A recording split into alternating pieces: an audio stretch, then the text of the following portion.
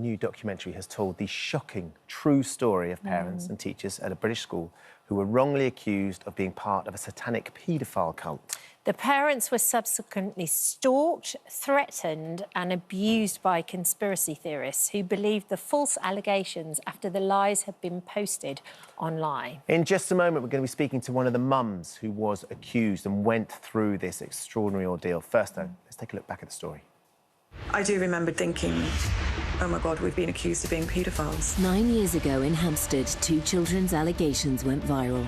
I'll go over there myself, find out if what these kids are saying is true. Falsely accusing parents and teachers of satanic crimes against children. Putting out the truth should have stopped this in its tracks. Lip-synced by actors, the 4 mothers tell their unbelievable story. He has all these house. It's on your doorstep. Became so obsessed. You're dealing with people that won't let it go.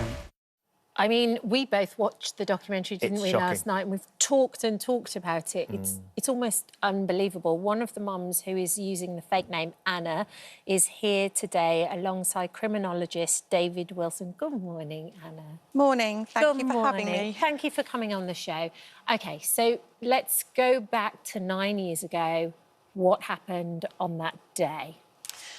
It was Thursday, the 5th of February, 2015. My husband and I were working from home that day, and around about 4 p.m, an email arrived into our inbox from the school stating that there had been some allegations made about the school, but that had been investigated by the police, nothing else to report, and that the case was closed.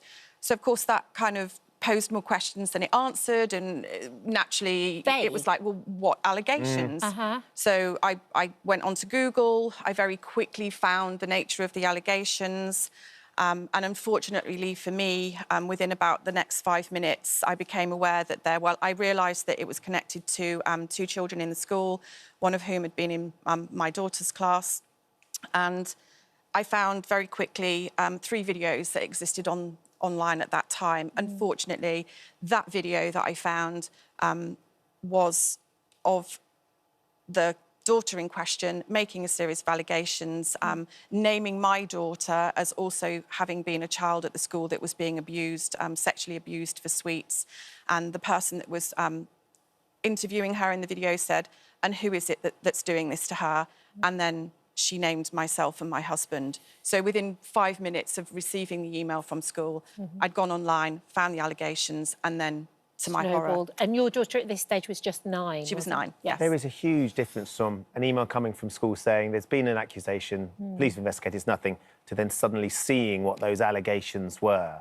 I mean, I can't begin to imagine how you felt watching this child that you knew that was in your daughter's class, firstly saying what they were saying, but then accusing you and your husband and your daughter of being in a similar situation. Yes.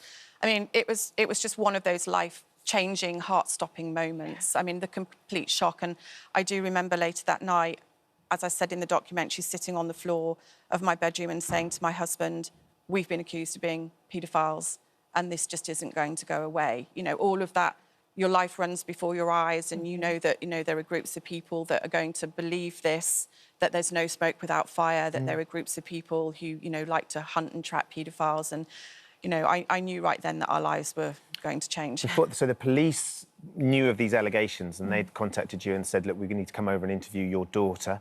So you had to tell your daughter at the time about what had been said by her classmate. I did. After I received the email from the school, I phoned the school. I spoke to the headmistress and she said, "I've been advised to tell you to contact the police." So I literally called the police and said, "I don't quite know how to explain this, but I've been accused of being a satanic paedophile and my daughter is alleged to have been one of the abuse victims." And the police operator put me on hold and then came back and said, "OK, well, the police are on their way to your house." And I said, "But my daughter's here and she doesn't know anything about this." And they said, "Well, you've got half an hour to tell her."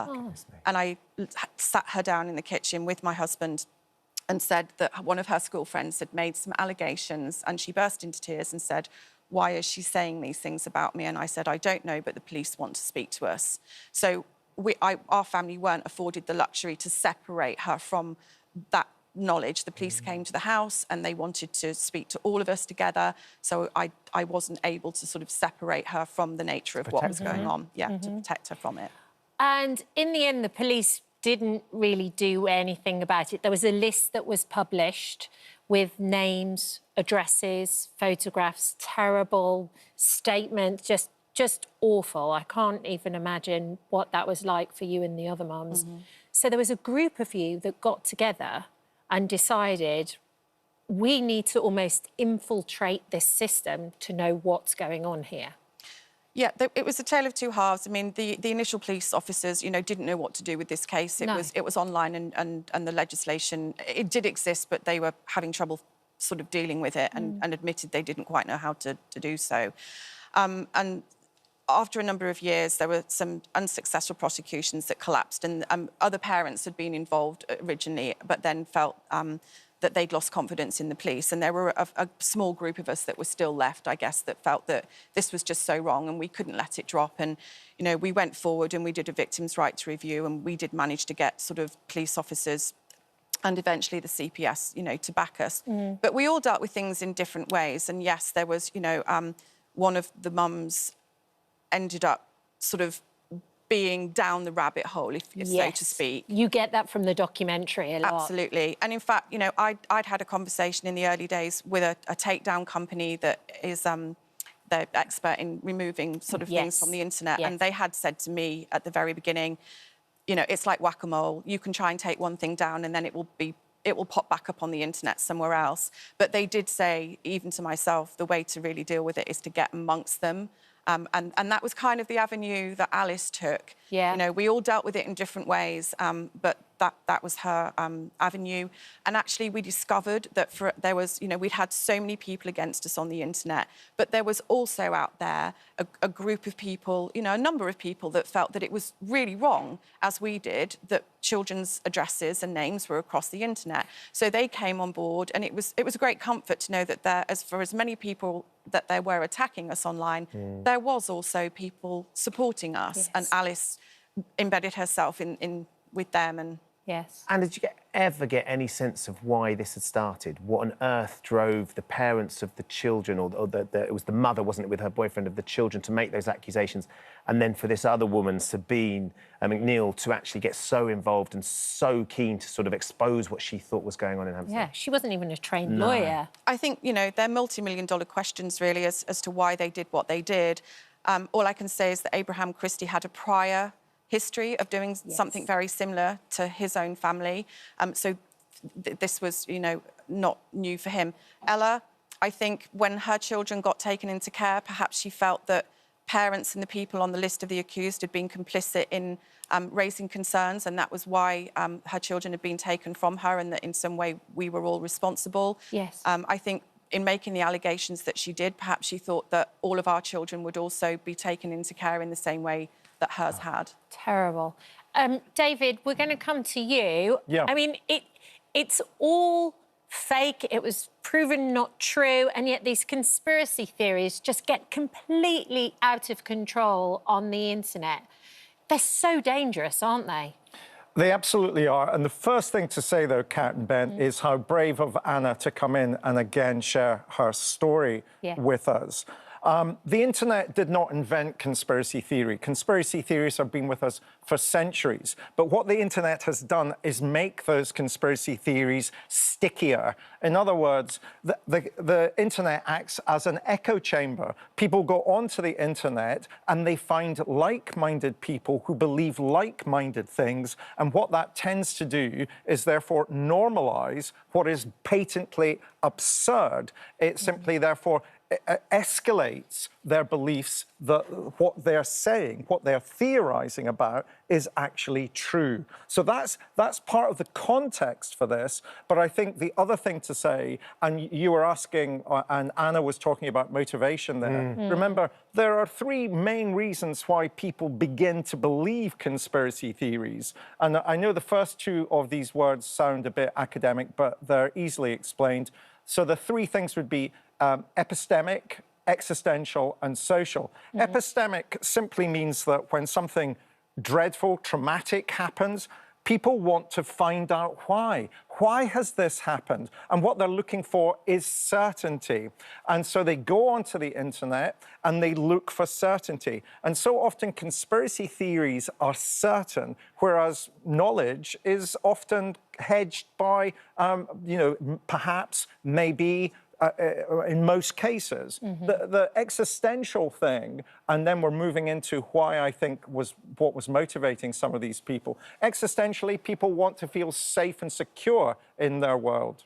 And then finally, social. People want to feel good about themselves, so they want to feel good about what they're thinking, and therefore they want to identify with a group who thinks similarly, and as a consequence, that means that they end up believing things which are patently untrue. Yes. It doesn't make it easier for you, Anna, to hear that. But how is your daughter, because they're over 18 now, and the other kids, and how are you day to day now? They're all good, thank you. I mean, yes, you're correct. All of the children are 18, 19. They're all moving on with their lives. They're all doing well. Good. They're well adjusted. Good. They're all, as they should be, moving on with college and university. And how about you?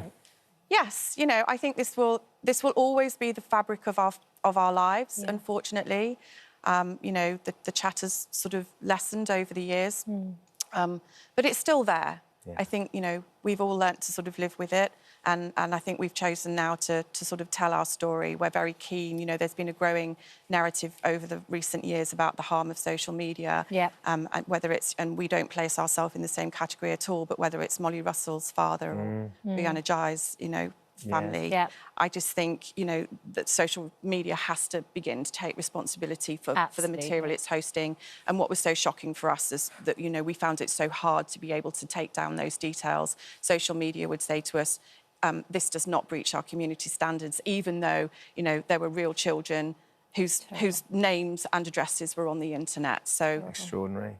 Well, as David said, your bravery coming in and sharing the story is what we can absolutely commend, and it's a big warning to lots of parents watching. Yeah. And the documentary is on. You can catch up on Channel 4. It really is an extraordinary watch, isn't it? Yeah. Thank you, Anna. Thanks, Anna. And thank you, David, as well. Thank you, David. We'll be